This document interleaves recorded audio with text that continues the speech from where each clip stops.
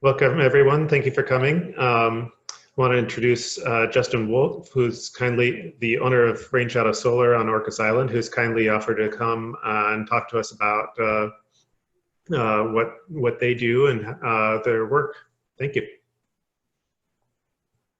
Okay, thanks, Mickey. Okay, so this is recorded, and for those that are on this video, feel free to ask questions to to add to the recording for others that might join or might watch the video at a later time.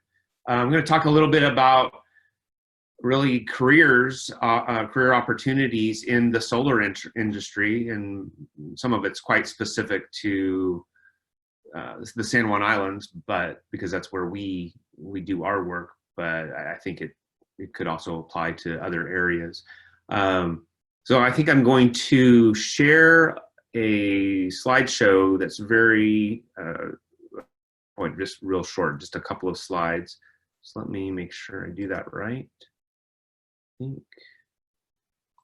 that. And it's at the beginning.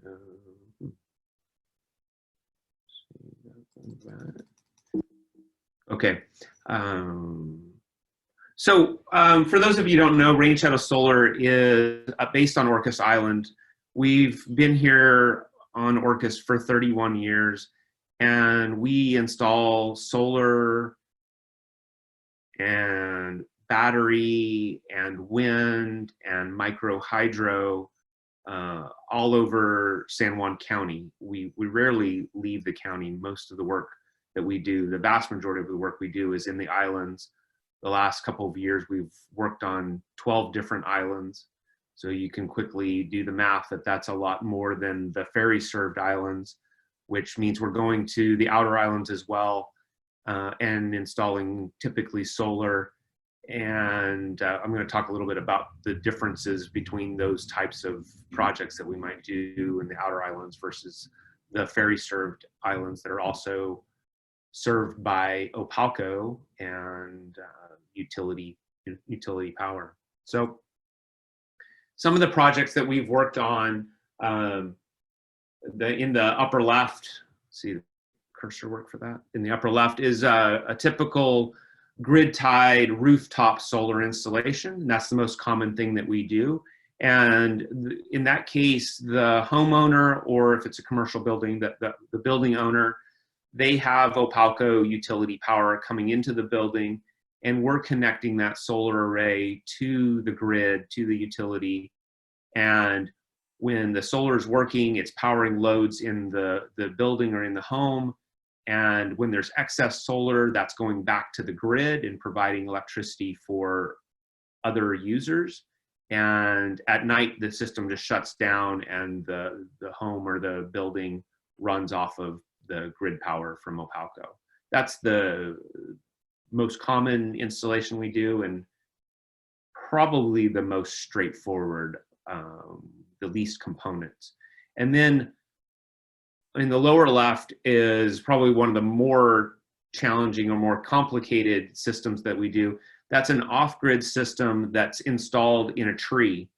And sometimes those trees could be over 100 feet tall. So we have experienced tree climbers that are also electricians, which that's not an easy find to have both those skills. But we have electricians that are able to climb these 100-foot trees and install solar panels in those trees, run the wiring down, attach that solar output to a battery system, and then provide power to, could be to a home, could be to a well that's remote from a home, that sort of thing.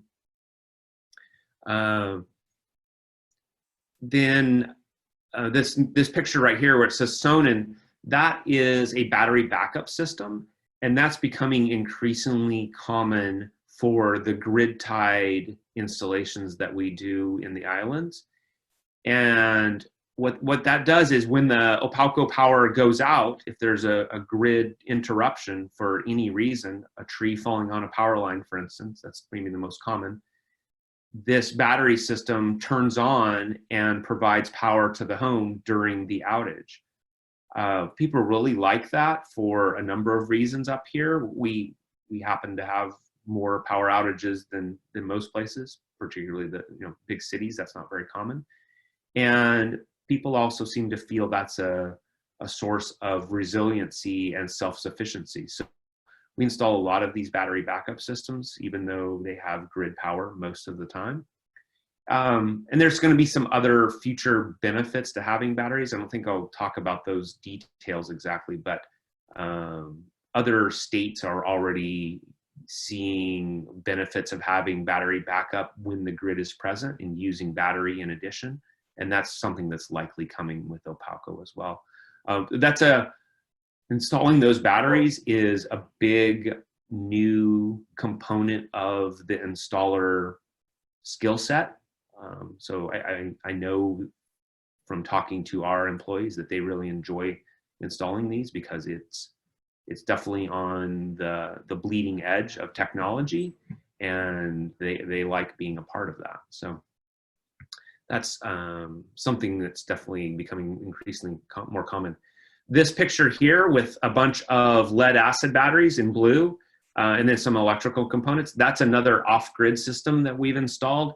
And that was for a house on Eliza Island that you would not know that you were in an off-grid home when you walk into screen TV, washer and dryer, microwave.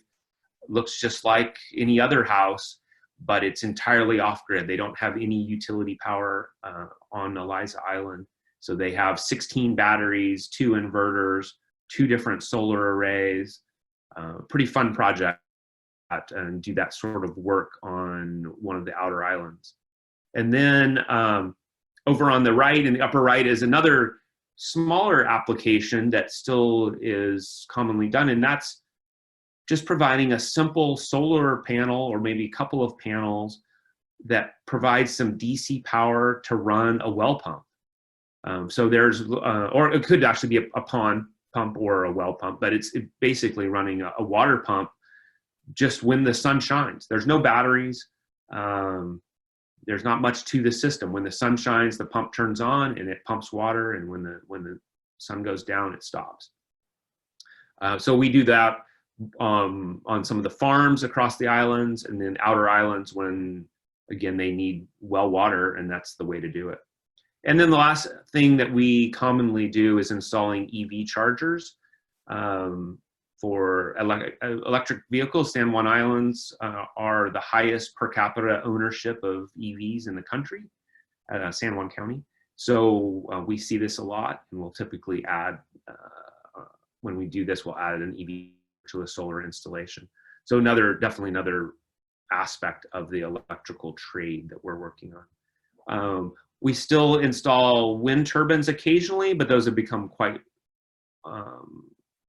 less common just due to economics. The solar has become so much less expensive that wind doesn't make as much sense as it used to. So maybe we service some of the older ones, but it's still an interesting technology that our crew is familiar with.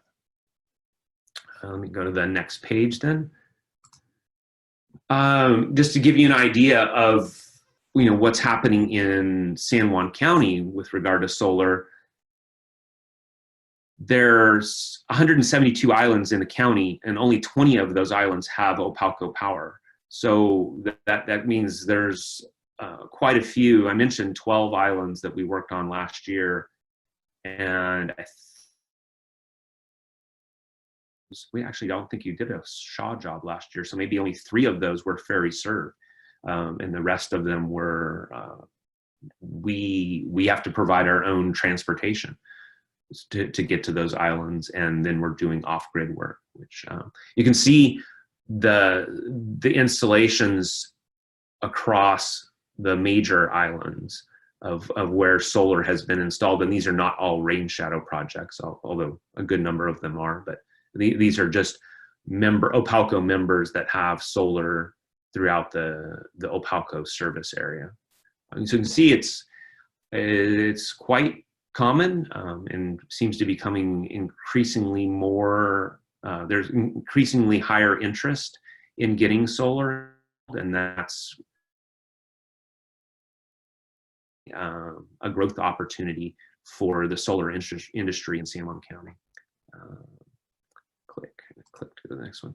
So some of the career pathways that we've identified for the solar industry, and this is probably simplified. If you were to go to California and a bigger solar company, there's probably more tracks than this. But for our purposes, for here in the San Juans, this works for us. And that's the two different pathways. One is we have the trades track, which starts as an electrical trainee and can progress to a journeyman electrician. So let me talk a little bit more about those details. Right now, all of our installers are also either electrical trainees or journeyman electricians. There's no such thing as just an installer. In fact, the Labor and Industries has made it clear that there's really no place for someone that doesn't have electrical certification, whether that be a training certificate or a journeyman certificate. If you don't have one of those, you really don't have a place to be touching the equipment that goes into a solar installation. So this is a very key part of being in the solar industry. And what's important to know is there's nothing required to be an electrical trainee other than just requesting their certificate. So you get that certificate and then you start accumulating trainee hours under the supervision of a journeyman electrician. You don't get any experience, in terms of this certificate. You don't gain any experience or hours if there's not a journeyman electrician on your project supervising your work. So all trainees are working under a journeyman, and once they've worked 4,000 hours in the electrical field under the supervision of a journeyman, they're eligible to take a journeyman test and become a journeyman electrician, which is, in the electrical industry, that's a very big. Journeyman can work completely independently.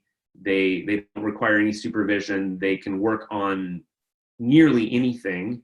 It's not, there's no such thing as a solar electrician.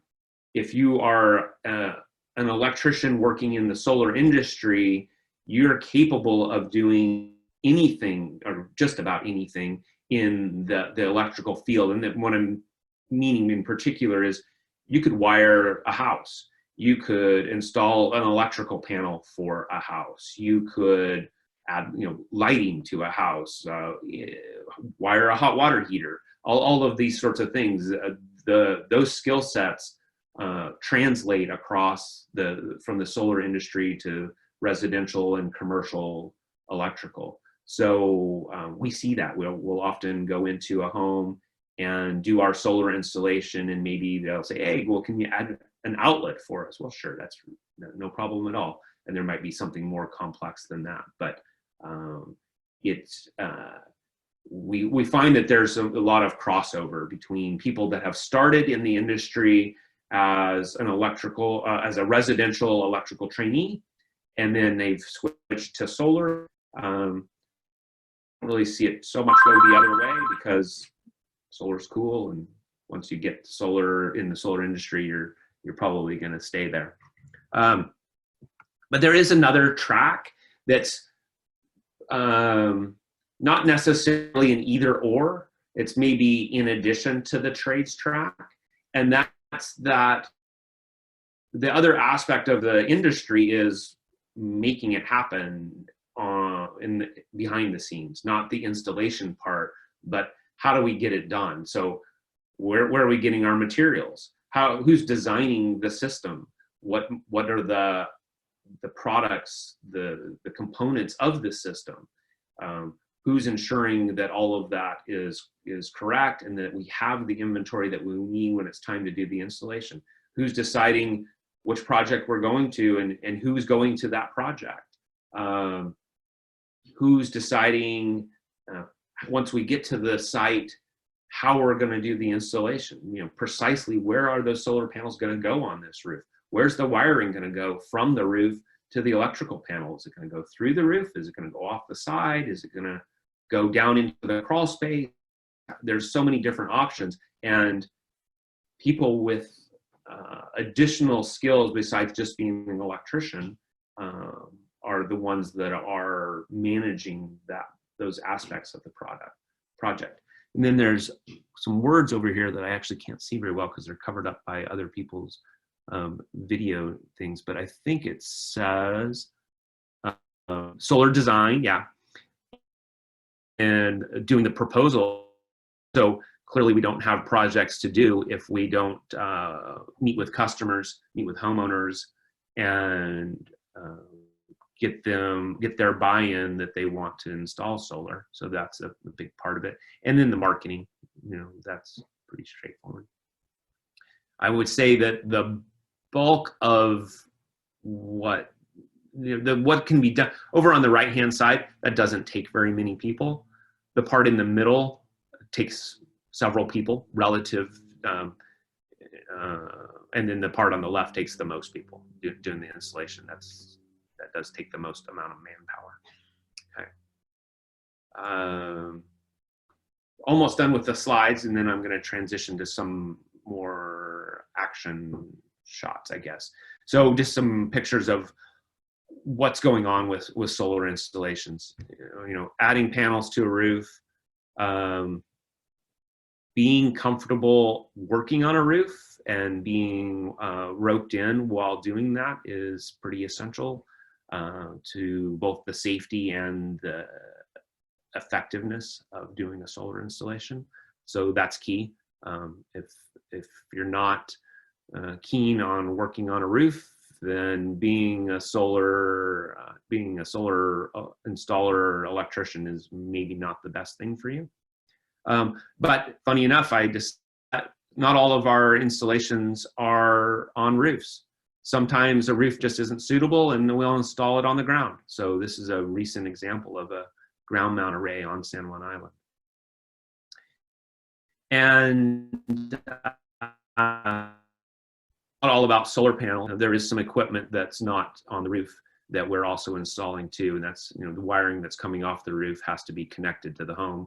And that's, it turns out there's also an external disconnect required, and that's what Brett's doing right there. He's adding the external disconnect so that if the fire department showed up and they wanted to turn off the solar array, they would know, because there's code that says this is what's going to happen, that there's an external disconnect, and that's easily accessible, and they can turn the system off from the outside of the home or garage or whatever building you happens to be. And then you maybe have seen these, but if not, typical work van for us in the solar industry is one of these high vans, so we can carry the solar panels inside, lots of electrical equipment, all the fittings, wires on the top. Pretty key to being able to get the job done effectively with the vans. And